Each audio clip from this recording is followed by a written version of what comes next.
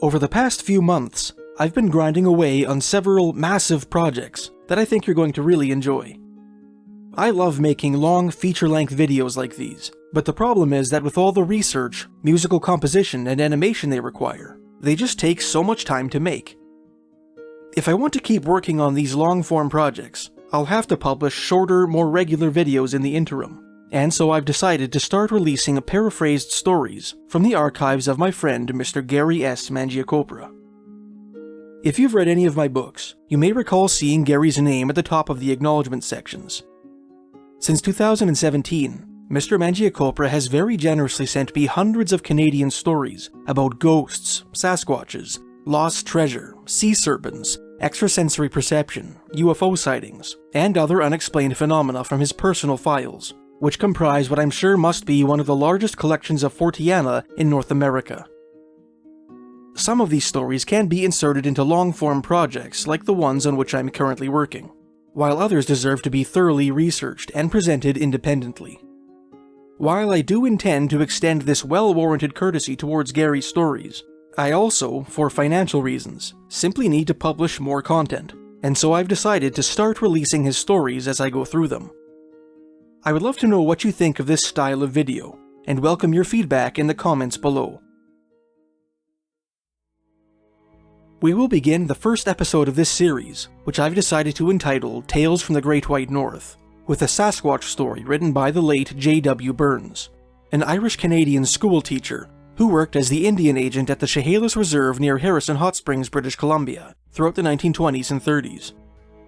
The natives with whom he worked told Burns stories about the hairy wild giants said to haunt the surrounding mountains, which still made appearances from time to time in the Agassiz-Harrison Valley. Burns began to write about these stories, and some of the articles he wrote eventually made their way into print. You may recall some of Burns' Sasquatch stories from my books Mysteries of Canada Volumes 1 and 2, and from other videos on this channel. One of Burns' stories appeared in the March 2, 1938 issue of the Chilliwack Progress, a newspaper based out of Chilliwack, British Columbia, just southwest of the Chehalis Reserve. This piece was entitled, "A Hairy Giant Sasquatch and a Huge Black Bear Engage in Mortal Combat," and unfolds just as the title purports. The story of this unusual drama in the wilderness, as the article put it, began one evening in late February 1938, when 3 local natives went out for a stroll along the banks of the Chehalis River, a narrow mountain waterway which empties into the Harrison River near the Chehalis Reserve, which in turn drains into the Fraser River to the south. The lower 7 kilometers of the Chehalis River run along a timbered flat, while its upper stretch, which cuts through the rugged Douglas Mountains, forms what is referred to as the Chehalis Canyon. While walking along the shores of the Chehalis River, not far from the terminus of the Chehalis Canyon, the 3 natives were startled by a terrific noise in the forest.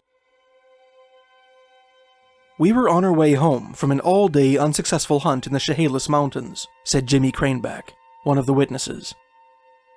"We had just crossed the government road at the Chehalis River, a mile or so north of the Indian village, when all at once we heard a roar in the forest ahead of us that shook the firs and cedars around and startled the crows and blue jays from their roost. We stopped to listen. Down the old trail ahead of us, we could hear groans, growls, thuds, and the snap and crack of rotten branches, as if Old Nick himself, that is the devil, had gone off his noodle and was running amok through the dark forest.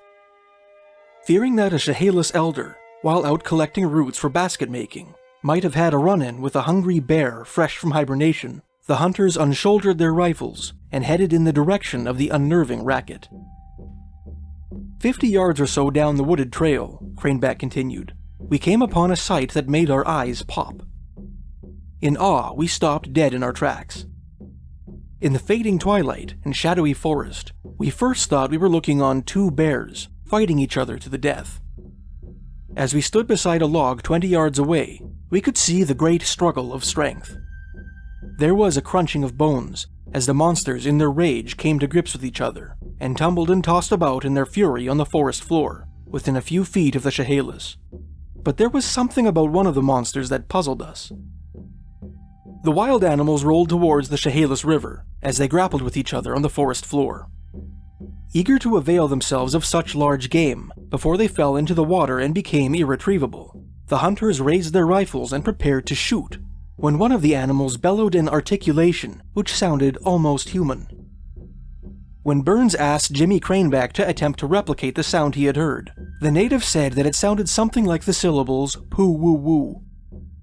The astonished hunters held their fire, realizing that one of the combatants was a Sasquatch, one of the legendary Wildmen of the mountains. One of the friends, named Ike Joe, suggested that they take the side of the Sasquatch since it's well to be on their side. Burns appears to have implied that the hunters alleged to have assisted the Sasquatch in his battle with the bear, but whether they did so with their rifles or physically threw themselves into the fray, the Indian agent did not specify. After a ferocious brawl, lasting what the hunters estimated to be about 10 minutes, the Sasquatch wrapped his hairy arms around the Bruin's throat and squeezed the life out of it. "It must have been a humdinger of a hold," said Jimmy Craneback, for the bear began to gasp for breath, and gasping pawed the air as his tongue was hanging out. The wild man had won the fight. With a grunt, he flung the carcass of the bear into the river.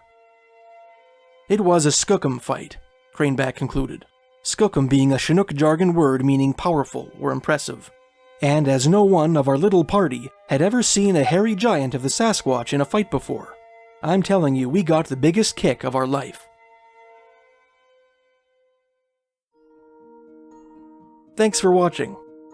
If you enjoyed this video and are a fan of this format, please let me know in the comments below.